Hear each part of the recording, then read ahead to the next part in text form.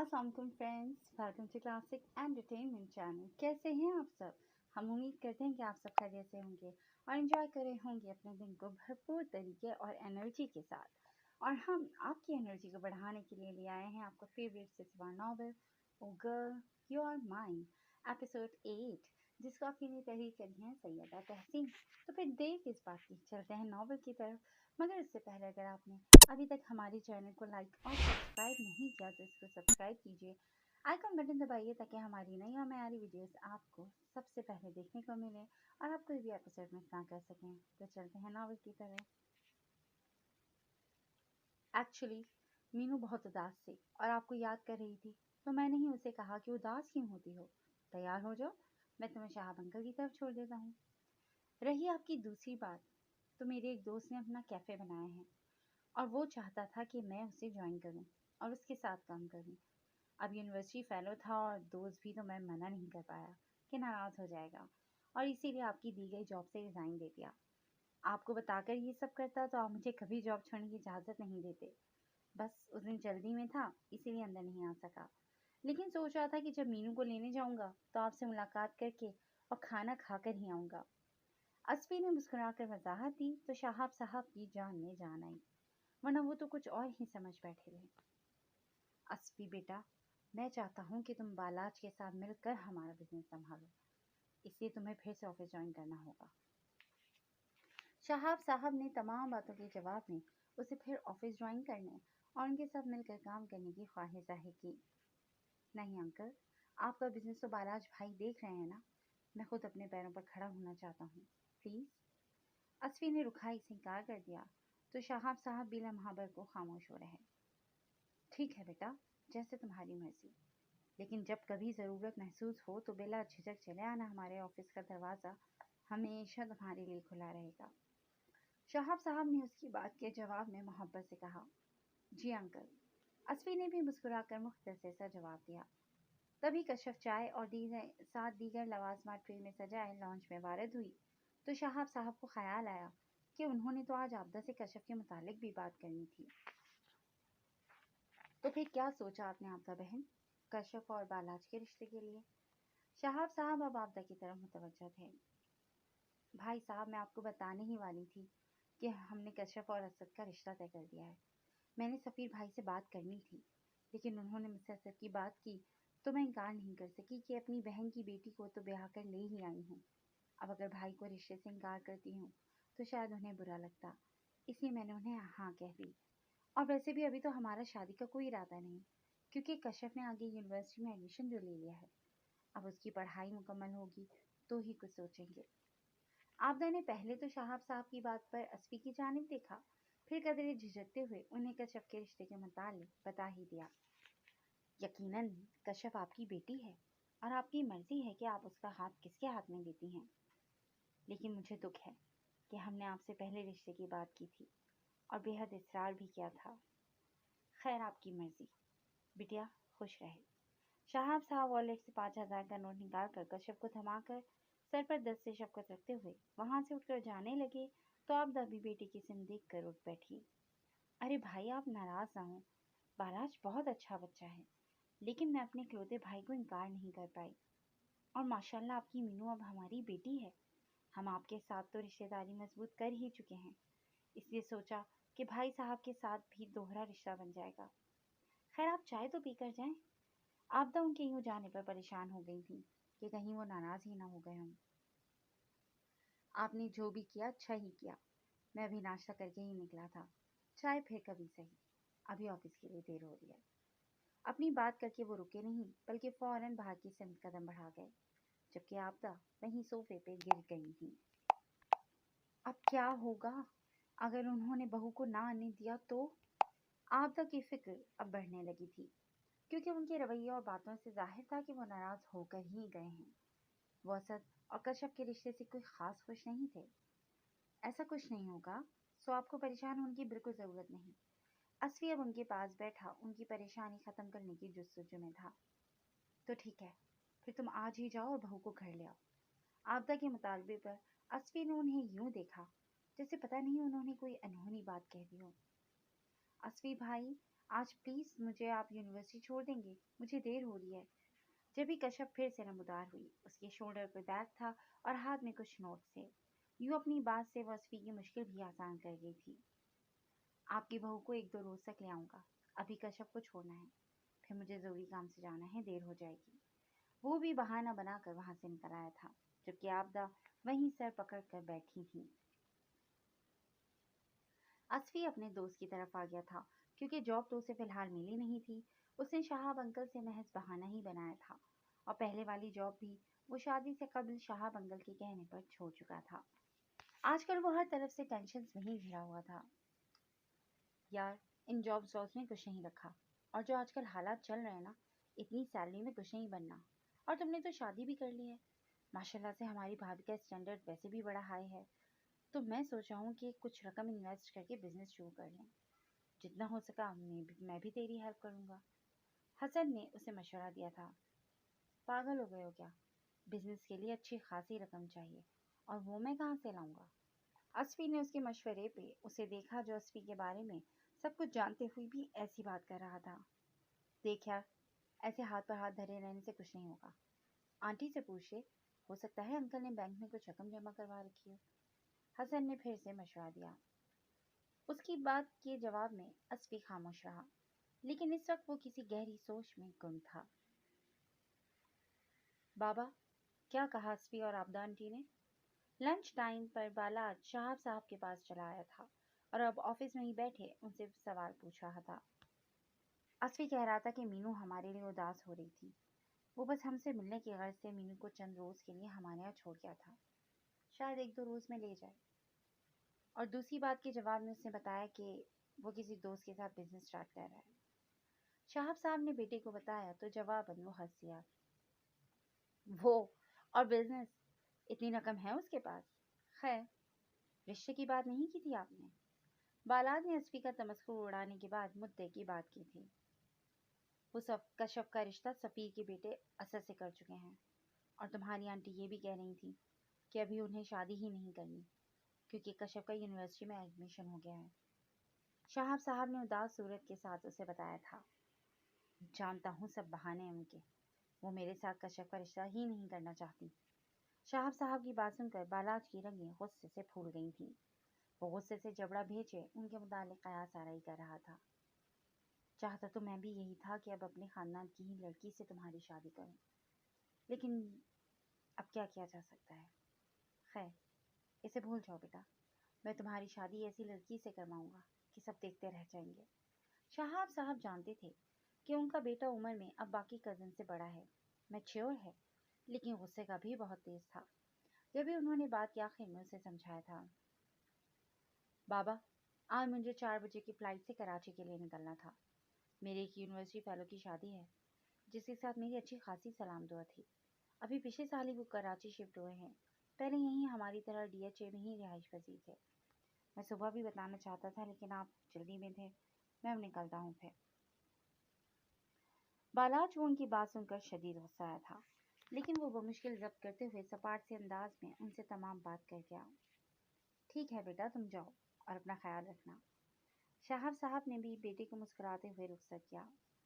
وہ بھی سوچ رہے تھے کہ اچھا ہے، وہ دوست کی شادی پر جائے گا تو دماغ اس خیال سے ہٹا رہے گا اور وہ کچھ فریش ہو کر لوٹے گا، لیکن انہیں کیا معلوم تھا کہ وہ کس مشن کی تیاری کیے ہوئے ہے۔ کشف یونیورسٹی سے واپسی پر لوکل ٹرانسپورٹ پر ہی آئی تھی۔ آج اسے یونیورسٹی کے باہر رک کر کافی دیر انتظار کرنا پڑا، تب کہیں جا کر بس ملی، کیونکہ پہلی بس تو اس کے بس اسٹاپ پر پہنچنے سے قبل ہی نکل گئی تھی۔ کافی دیر ہو گئی تھی، وہ تیز تیز قدم اٹھاتی جا رہی تھی کہ اچانک ایک وین اس کے پاس آ کر رکی، اور لمحہ نہیں لگا تھا جب دروازہ کھول کر ایک شخص نے اسے فوراً سے دبوچے ہوئے اندر دھکیلا۔ وہ چیخی، چلائی اور مزاحمت بھی کی، لیکن وین کا دروازہ بند ہوا اور وہ ہوا کی تیزی سے سڑک پہ فراٹے بھرنے لگی۔ کون ہو تم اور مجھے کہاں لے کر جا رہے ہو؟ اس نے چلانے کے بعد سہمے ہوئے انداز میں ارد گرد بیٹھے دونوں لوگوں کو دیکھ کر پوچھا۔ خاموش رہ، سب پتہ چل جائے گا۔ ایک شخص نے اس کے شور سے تنگ آ کر اس کی آنکھوں اور منہ دونوں پر پٹی باندھ دی تھی۔ کچھ ہی دیر میں وہ اغواکار بتائے گئے پتے پر پہنچ چکے تھے۔ لڑکی کو ایک شخص کے حوالے کر کے अपनी मतलूबा रकम लेकर वो वहां से जा चुके थे। ऑफिस से निकलते ही आज बालाज ड्राइवर को साथ लाने की बजाय खुद ही गाड़ी ड्राइव कर रहा था। वो मुसलसल किसी के साथ राब्ते में था। घर से अपना कुछ जरूरी सामान लेकर फिर वो एक शॉपिंग मॉल के सामने रुका, कुछ खरीदारी की और बिलाखिर उसने अपनी गाड़ी का रुख फार्म हाउस की जानिब मोड़ा। और वहां पहुंचने से कबल ही उसने अपने काबिल भरोसा मुलाजिम से कहकर तमाम मुलाजमीन को छुट्टी दे दी थी। दोपहर हो चुकी थी। आबदा के तो हाथ पांव फूल रहे थे। ना तो अस्फी की कुछ खबर थी, ना ही कशफ अभी तक लौटी थी। उन्होंने सफीर भाई और अस्फी को फोन करके इतला दी। अस्फी तो फौरन से बाइक दौड़ाकर यूनिवर्सिटी के गेट पे पहुंचा, लेकिन वहां से कशफ की कोई खबर नहीं मिली। उसकी इकलौती दोस्त से पूछा तो उसने बताया कि वो मेरे साथ ही बस में बैठी थी। वो तो अपने घर के करीब उतर गई थी और मैं आगे चली गई। इससे ज्यादा मुझे कुछ नहीं पता। उसके पास फोन भी नहीं था कि कॉल करके मालूम कर लिया जाता, क्योंकि अस्फी ने कॉल की तो मोबाइल की रिंग उसके बेडरूम से सुनाई थी। ये लड़की किस कदर बेध्यान है, अब मोबाइल तो साथ लेकर जाना था ना। अस्फी सख्त परेशानी में गुस्से से बड़बड़ाया था। फिर उसका मोबाइल देखा गया कि शायद कोई सुराग मिल सके, मगर सब बेसूर था। थाने चले? अस्फी ने कहा। नहीं बेटा, वहां जाने का कोई फायदा नहीं है, उल्टा बच्ची की बदनामी हो जाएगी। सफीर मामू ने तो पहले ही मना कर दिया था, लेकिन कुछ देर और इंतजार करने के बाद आखिर उन्होंने थाने का रुख किया, क्योंकि इसके सिवा कोई चारा भी तो नहीं था। मुश्किलों और मन्नत समाजत के बाद FIR दर्ज की गई। देखें, हम अपनी पूरी कोशिश करेंगे, लेकिन अगर आपकी बहन खुद किसी के साथ भाग गई है तो फिर हम भी कुछ नहीं कर सकते। FIR दर्ज करने वाले ने कहा तो अस्फी उसकी बात पर तिलमिला उठा। मेरी बहन ऐसी वैसी नहीं है, जरूर उसके साथ कोई हादसा हुआ है। बेहतर होगा कि फालतू के ख्याल पालने की बजाय आप अपने काम पर ध्यान दें और उसे ढूंढें। अस्फी ने गुस्से से कहा। तो तू अब हमें सिखाएगा कि हमें क्या करना है? पीछे खड़े बावर्दी शख्स ने अस्फी को कॉलर से पकड़ते हुए कहा। देखिए, इसका हरगिज ऐसा मतलब नहीं है, बच्चा है अभी, प्लीज माफ कर दें। जबकि सफीर साहब ने उसे बमुश्किल काबू किया कि वो कोई नई मुसीबत खड़ी ना कर दे, और इन पुलिस वालों को तो बहाना चाहिए होता है। वो माफी मांगकर मामला रफा दफा करते हुए वहां से निकल आए थे। हनी, कैसी हो तुम? कश्यप बेड की पाइंटी के साथ टेक लगाए घुटनों में मुंह छुपाए रो रही थी, जब उसे दरवाजा खुलने के बाद कदमों की आहट के साथ किसी की गंभीर आवाज सुनाई दी थी। बालाज भाई, आप? ये घटिया हरकत आपकी थी? आप ऐसे कैसे कर सकते हैं? कश्यप के आंसू वहीं थम गए और अब इन आंखों में सामने खड़े शख्स को देखकर हैरत उमड़ आई थी। वो भी यकीनी और रंज में डूबी हुई उससे सवाल दर सवाल कर गई। भाई नहीं, सिर्फ बालाज कहो मुझे, और करने को मैं बहुत कुछ कर सकता हूँ। रहा तुम्हारा तीसरा सवाल, तो लोग जब शराफत की जबान ना समझें तो फिर ये उछेद कंडे संभाल करने पड़ते हैं। मुझ जैसे शरीफों को भी ऐसी घटिया हरकतें करनी पड़ी जाती हैं। बालाज चलते हुए उसके करीब आया और पंजों के बल अब उसके रूबरू बैठा उससे पहली बात लंबी अंदाज में की, जबकि जल्द ही उसका लहजा बदला और उसके अंदर छुपी वहशत अब उसके लबो लहजे से आया होने लगी। तो वो अपनी ही लय में बोलता चला गया और यूं वो लम्हा भर के लिए सामने बैठे वजूद को साकत रह गया। मुझे यहाँ क्यों लाए हैं? मुझे घर जाने हैं, प्लीज मुझे घर जाने दें, सब परेशान होंगे। कश्यप ने उसकी बात के जवाब में कुछ कहने की बजाय सिसकते हुए दुहाई दी। और मैं जो अब तक परेशान था, उसका हिसाब कौन देगा? असद से शादी करोगी तुम? हाँ? बालाज ने उसके जबड़े को अपने हाथ में दबोचा तो वो मजीद सहम गई थी। छोड़िए, मुझे दर्द हो रहा है। कश्यप ने उसके हाथ को अपने दोनों हाथों से परे हटाने की सही की। ये दर्द तो अब तुम्हारा मुकद्दर है। ये बेड पे बॉक्स में शादी का जोड़ा पड़ा है, पहन लो। कुछ ही देर में एक लड़की तुम्हें तैयार करने आएगी। खामोशी से तैयार हो जाना, शाम को हमारा निकाह है। मुझे ये सब चुचले पसंद नहीं है, लेकिन तुम्हारे भी कुछ अरमान होंगे, इसलिए ये सब कर रहा हूँ। हाँ, एक और बात, अगर कोई भी गड़बड़ करने की कोशिश की तो नताइज की जिम्मेदार तुम खुद होगी। इसलिए जो कह रहा हूँ ना, चुपचाप उस पर अमल करो। बालाज ने उसके सर पर जो बम फोड़ा था, वो ये सब सुनकर शौक तो हुई ही थी, लेकिन मुंह पर हाथ रखे अपनी सिसकियों को दबाए फटी फटी आंखों से उसे देखे जा रही थी। नहीं करनी मुझे आपसे शादी, साइको हैं आप। इसीलिए आपकी पहली बीवी भी आपको छोड़कर चली गई थी और दूसरी बेचारी ने तो जाने खुदकुशी की थी या आपने खुद उसका खून किया था। अब आप मेरी जिंदगी तबाह करने की दर पे हैं। कश्यप पहली बार हिम्मत मुजतमा करके गुस्से से चिल्लाई थी। तुम ना तो मुझे छोड़कर जाओगी और ना ही कभी खुदकुशी कर सकोगी। हाँ, अगर इनकार करोगी तो इस सूरत में मैं तुम्हारा भी खून कर सकता हूँ, समझी तुम? बाला शिद्दत से दहाड़ा तो वो सहम कर पीछे को सरकी थी। उसके मुंह से ये तमाम बातें सुनकर उसका गुस्सा सवा हो गया था। उसका बस नहीं चल रहा था कि वो हर शय तहस नहस कर दे। उसने वहां से उठते हुए गुस्से के आलम में मेज पे पड़ा जग और ग्लास हाथ मारते हुए नीचे फेंक दिया था, जो कि मुलाजिम कश्यप की आमद से कबल बालाज के कहने पे ही कमरे में रख गया था। और फिर उसने बेड पर पड़े बॉक्सेस उठाकर सामने दीवार पर दे मारे, जिनमें शादी का जोड़ा और जेवरात थे। बेडशीट उतार फेंकी, तकिए उठाकर फर्श पर पटक दिए और मेज को लात मारी तो वो भी फर्श पर गिर गया। अभी भी उसका जुनून कम ना हुआ तो वो शिद्दत से चीखा था। ये सब देखने के बाद कश्यप के खौफ में तो इजाफा हुआ ही था, लेकिन उसके रोने में भी रवानी आ गई थी। वो अब कानों पे हाथ रखे आंखें मूंदे से सकती जा रही थी, जब कमरे से शोर की आवाज सुनकर बालाज का खास मुलाजिम साबिर चाचा, जो कि उम्र रसीदा शख्स था, दौड़ता हुआ इस तरफ आया था। बालाज बाबा, क्या हो गया है आपको? काबू रखिए खुद पर, आइए मेरे साथ। फिर वो बालाज के लाख एहतजाज और बिखरे हुए होने के बावजूद उसे थामे हुए गिरता पड़ता साथ वाले कमरे में ले गया था। ऐसे तो दुल्हन बिटिया खौफजदा हो जाएंगी। साबिर चाचा बालाज को बेड पर बिठाते ही उसके सामान से उसकी दवा निकाल कर ले आए और पानी का ग्लास उसकी तरफ बढ़ाते हुए रसान से कहा, साबिर चाचा, वो कहती है कि मैं नफ्सियाती हूँ और वो मुझसे शादी नहीं करेगी। बालाज का सांस फूल गया था। उसने गिलास को हाथ के इशारे से परे करते हुए बाहर की तरफ इशारा करते हुए गुस्से के आलम में कहा, मैं जानता हूँ कि ऐसा नहीं है, मैं तो बचपन से आपके साथ हूँ। दुल्हन बिटिया भी समझ जाएंगी, आप ये दवा लीजिए। साबिर चाचा ने उसे शांत करने के लिए कहा। अब की बार उसने दवा और ग्लास दोनों साबिर चाचा के हाथ से ले लिए थे कि उसे उस वक्त उसकी जरूरत थी। मैं दुल्हन बिटिया को देखूं, कहीं वो खुद को कोई नुकसान न पहुंचा लें। वहाँ कांच भी तो गिरे हैं, मैं उन्हें दूसरे कमरे में छोड़ देता हूँ। साबिर चाचा ये कहते हुए बाहर निकल गए। कश्यप, जिसका वजूद कुछ देर कबल होने वाले वाक़ये की वजह से अभी भी लरस रहा था, डर के मारे उसे हिला तक ना गया कि उठ के वहां से भाग ही निकलती, ऐसे जैसे उसका वजूद पत्थर का हो गया हो। बस वो रोती जा रही थी। उसकी हालत देखकर साबिर चाचा ने उसे दूसरे कमरे में मुंतकिल करने का इरादा तर्क कर दिया था और खामोशी से डस्टबिन पास रखकर कमरा कांच के टुकड़ों से साफ कर दिया। और फिर हर शय अपनी जगह पर रखकर वो कश्यप पर तर्स भरी निगाह डालते हुए डस्टबिन उठाकर बाहर निकल गए। काफी देर बाद दरवाजा फिर से खुला था और वो जू की तू बैठी थी। तैयार होना पसंद करोगी या इसी हालत में निकाह करोगी?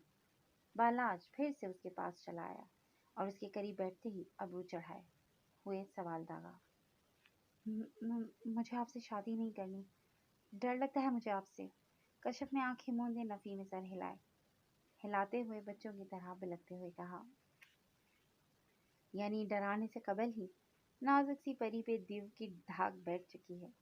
दिल को मजबूत रखो, अभी से डरने लगी हो तो आगे कैसे गुजारा करोगी, जबकि तमाम उम्र अब तुम्हें इस डर यानी मेरे साथ रहना है। उसकी बात पर हज़ियानी कैफियत में बालाज का कहका बुलंद हुआ तो उसके रोने में रवानी आ गई थी। साथ वाले रूम में हूँ, जल्दी से चेंज कर लो, मैं इंतजार कर रहा हूँ। लेकिन कोई हमाकत करने की कोशिश गलती से भी मत करना, क्योंकि मेरा गुस्सा तो तुम देख ही चुकी हो। बालाज अपनी बात कहकर वहां से जा चुका था, जबकि वो साकत वजूद के साथ बैठी इस खौफनाक हकीकत पर यकीन करने की जस्तजू में थी और दुआ कर रही थी कि काश ये एक डरावना ख्वाब हो। जी दोस्तों, आज के लिए बस इतना ही। कैसी लगी आपको आज की ये अमेजिंग सी एपिसोड और इसमें आने वाला ट्विस्ट? यकीनन आपको पसंद आई होगी और आप हमें बताइएगा कि आप ये कहानी क्या रुख इख्तियार करेगी। हमें इंतजार रहेगा आपके कमेंट्स का और आप जुड़े रहिएगा क्लासिक एंटरटेनमेंट चैनल के साथ, जहां हम बहुत जल्दी एक नई एपिसोड लेकर हाजिर होंगे। Till then, take care and अल्लाह हाफिज़।